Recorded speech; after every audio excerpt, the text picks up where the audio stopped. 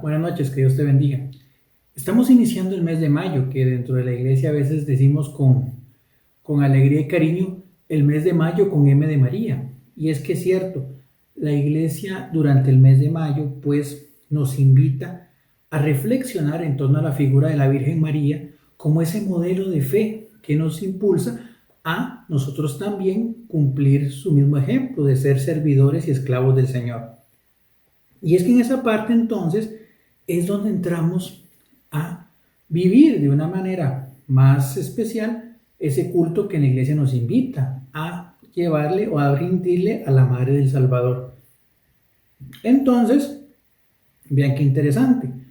Vamos primero, antes de pues vivir esta celebración, es importante que primero entendamos qué es lo que la iglesia nos indica y nos enseña en función del culto a la Virgen María y el culto en general, porque a veces es un punto de discrepancia con nuestros hermanos no católicos la comprensión del culto que le damos a María y sobre todo el amor que le tenemos, cómo lo vamos encauzando en las diversas actividades tanto litúrgicas como de piedad popular. Y es que el punto de partida que tenemos que tener de estas circunstancias es primero comprender que nosotros dentro de la Iglesia Católica tenemos tres niveles de culto, tres formas de expresión de respeto, adoración en sí a todo lo que son cosas sagradas.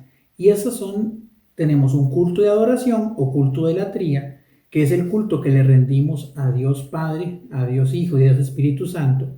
Es el culto que le brindamos a la Santísima Trinidad, es el culto que le brindamos al Santísimo Sacramento y a la Eucaristía. ¿Por qué? Porque son referencia o son presencia de Dios verdadero.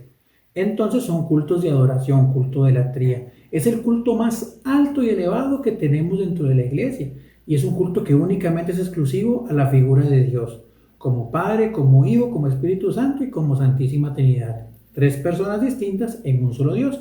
Pero unido al culto de adoración, que es el que está justamente en los mandamientos, adorarás a Dios más que a las personas y las cosas, hay un culto de respeto, de cariño, de amor, que le brindamos a los santos y a aquellos objetos, a sus imágenes y a todas esas cosas que nos ayudan a acercarnos a Dios y a buscar la santidad.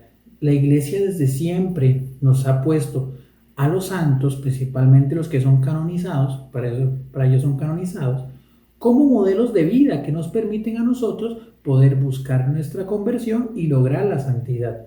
A los santos se les brinda lo que llamamos un culto de edulía, el cual lo podemos dividir en dos. El culto de edulía o veneración normal, que es el respeto o el cariño que le tenemos a los santos, sean los patronos de nuestras actividades o por alguna, digamos, afinidad que tengamos espiritualmente o en el camino de vida, como por ejemplo San Juan Bosco, que tenía una gran afinidad con San Francisco de Sales, principalmente en el cambio de carácter que ambos tuvieron, de un carácter fuerte a un carácter un poquito más afable.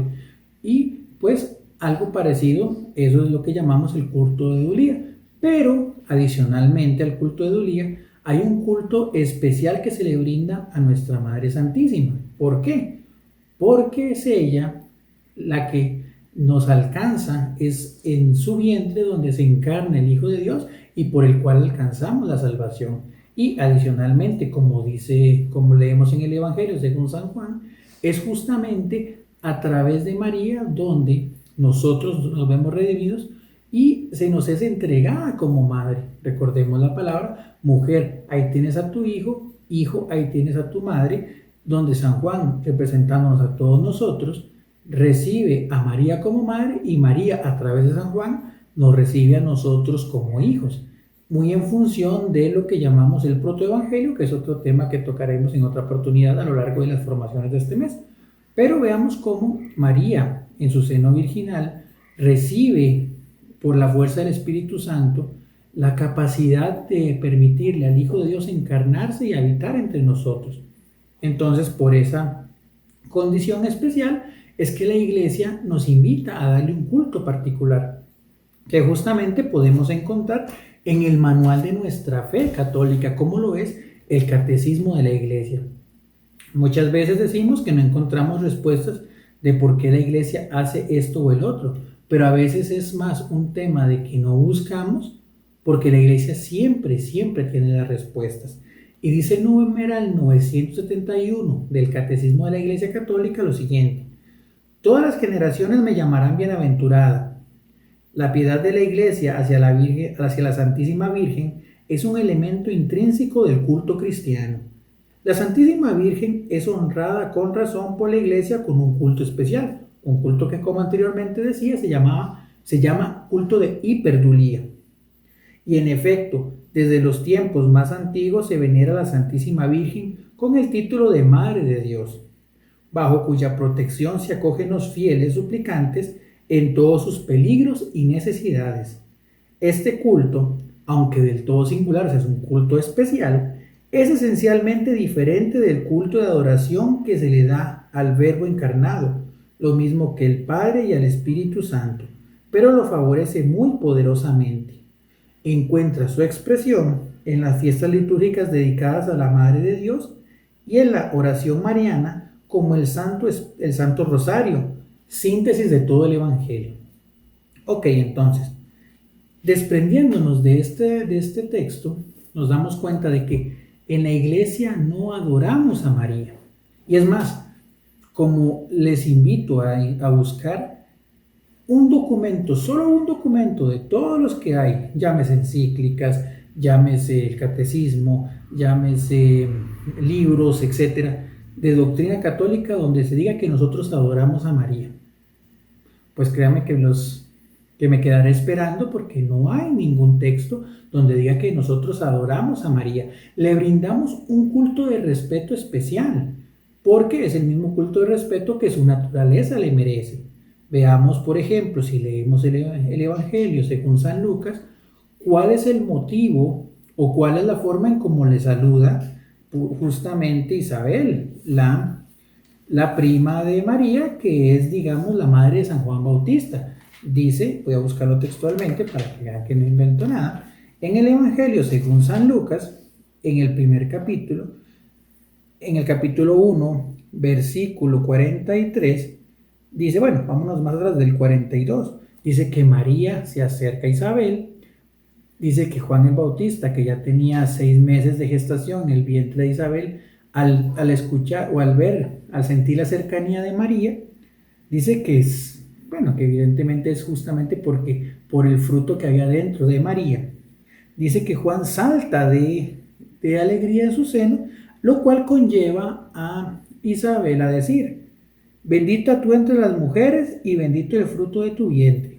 ¿Cómo así viene a visitarme la madre de mi Señor? Ok, ese texto tal vez no podría indicarnos muchas cosas sin entender el contexto que lo relaciona. Dentro de la cultura judía, recordemos que hay un nombre, el nombre de Dios, el que normalmente hemos conocido como Yahvé, era un nombre que no se podía pronunciar a excepción de ciertos momentos dentro de la liturgia judía y que solo podía ser pronunciado por el sumo sacerdote. Es el nombre que normalmente en el libro del Éxodo escuchamos cuando el Señor se presenta a Moisés, dice yo soy, ese es el nombre de Dios, que bíblicamente lo encontramos en las letras consonantes YHWH, pero que bíblicamente en las traducciones lo leemos como Yahvé. Ese nombre era prohibido. Recordemos que el segundo mandamiento del Éxodo decía: no pronunciarás el nombre del Señor en vano. Y la cultura judía, con el objetivo de no profanar ese nombre, entonces lo que hacían es que empezaron a utilizar otra expresión que se llama Adonai, es decir, Señor. Entonces, cuando en el común de la liturgia, cuando leían, por ejemplo, los libros en las sinagogas de la palabra de Dios, en vez de cuando encontraban las letras del nombre Señor, YHWH, lo que hacían era que pronunciaban Adonai, Señor, y ellos inmediatamente reconocían que era el nombre de Dios el que aparecía en ese momento. Entonces, cuando Isabel dice, ¿cómo así viene a visitarme la madre de mi Señor?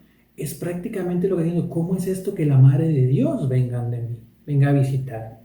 Entonces, partiendo de ese respeto, nosotros mantenemos el mismo respeto que tiene Isabel, reconociendo evidentemente que es Dios el centro de nuestra adoración, es lo máximo, es justamente Dios en sus manifestaciones como en sus personas, Padre, Hijo y Espíritu Santo, es el punto culmen de nuestra adoración, es lo que está sobre nosotros y al cual le brindamos todo nuestro amor, toda nuestra entrega y toda nuestra adoración, ante el cual nos identificamos como indignos criaturas. Pero María, en esa parte, es aquella que ha sido preparada por Dios para recibirle. Y es que, como decía una frase por ahí, si es santa la tierra en la que anduvo el Señor, ¿cuánto más santa no podrá ser el vientre por el que vino al mundo? Y es justamente lo que recordamos de María. Pero es claro también, entendiendo esta parte, bueno, también hay uno de los principales argumentos que nos dicen, por ejemplo, los hermanos no católicos, es, por ejemplo, citando la cita bíblica valga la redundancia, citar la cita bíblica, de cuando Jesús dice, ¿y quién es mi madre y mis hermanos? Todo el que escucha y pone la palabra de Dios en práctica, esos son mi madre y mis hermanos. Pero tomar ese texto es justamente, pues, no llamémoslo, tomar ese texto así como para decir que Jesús despreció a su madre propiamente, es un poco corto si no leemos el Evangelio completo, cuando la Virgen María, al recibir el anuncio del ángel Gabriel, ¿qué es lo que dice? He aquí la esclava del Señor, hágase en mí según tu palabra. Cuando ella recibe el anuncio de parte de Gabriel, que iba a ser madre del Señor, ella justamente es lo primero que dice, hágase en mí según tu palabra, que al final es la palabra de Dios. María es la primera que acoge, escucha y recibe la palabra de Dios. Y vean si recibe la palabra, que la palabra se convierte en carne, que es el Hijo de Dios. Entonces, de ahí la importancia o el valor que le damos a María, unido a la participación de María en pocos momentos tal vez, pero en momentos muy significativos. Por ejemplo, obviamente en el nacimiento, ella como madre, la podemos encontrar también en las bodas de Caná. El primer milagro que Jesús realiza lo hace por la intercesión de María. Ojo, intercesión, que es ahorita un poco con el tema con el que vamos a cerrar. O también la vemos a María al pie de la cruz, recibiendo a través de Juan a nosotros como iglesia. Y también, pues, en el libro de los Hechos de los Apóstoles, se nos dice en el capítulo 1, versículo 14, dice, todos ellos perseveraban en la oración, con un mismo espíritu, en compañía de algunas mujeres, de María, la madre de Jesús, y de sus hermanos, o sea, de María, la madre de Jesús. O sea, María estaba dentro del cenáculo orando y vivía dentro de la comunidad como una seguidora más de Cristo. Entonces, vean cómo María participa activamente dentro de la iglesia, aunque siempre demostrando su gran humildad. Ella se esconde de los momentos tal vez pomposos, pero ella sigue ahí sirviendo humildemente. Entonces, ok, ya entendiendo ese culto que le damos nosotros a María, pues también tenemos que llegar a la contraposición, que es justamente a veces nos pasa por ese amor a veces tan desbordado, que pasamos de darle un culto de hiperdulía a María a un culto de mariolatría, o sea, adorar a María, que recordemos no está del todo, no es correcto. Entonces, ¿a qué me voy a explicar o a qué voy a hacer relación a esto con todo el cariño del mundo? En primer lugar, porque a veces nos pasa que, por ejemplo, cuando visitamos un santuario dedicado a alguna advocación o situación particular de la Virgen María, el Señor, a veces vamos a buscar la imagen de María, sea la Virgen de los Ángeles, o sea la Virgen, la Inmaculada Concepción, y se nos olvida visitar al Señor, al Santísimo, que es justamente la máxima manifestación y a quien deberíamos darle toda la adoración. Y sobre todo, otro de los elementos en los que a veces normalmente pues nos confundimos a veces es justamente en la atribución de los milagros. Y por eso hacía relación a lo que es el tema de las bodas de Caná.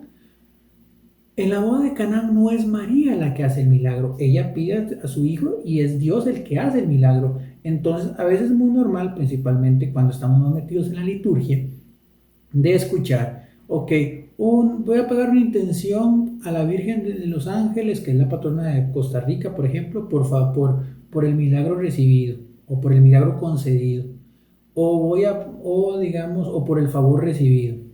O lo mismo con la Inmaculada Concepción y lo mismo con los santos también, a San Judas Tadeo. Ay, San Judas Tadeo es milagrosísimo.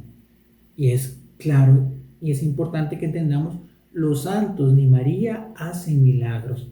Ellos en su vida de obediencia y de cercanía al Señor, ellos piden por nosotros y es Dios el que por la oración de ellos nos alcanza los milagros. Y es importante que lo recordemos siempre.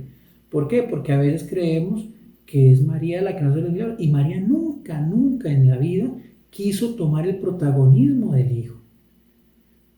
María en las bodas de Caná, ella no dice, qué milagro me hice, ¿no vieron cómo logré convertir el pan? No, ella simplemente le dice a los sirvientes, hagan lo que Jesús diga, hagan lo que Él les diga. Entonces, parte de una adecuada y sana, pues, ¿cómo llamarlo? Devoción a María está en entender que ella nos conduce a Jesús, que ella nos lleva a Jesús, pero ella nos lleva como una creyente que verdaderamente recibe al Señor en su corazón y por obra maravillosa el Espíritu Santo llega a su vientre y nos lo regala. Hace que a través de María Jesús viene al mundo.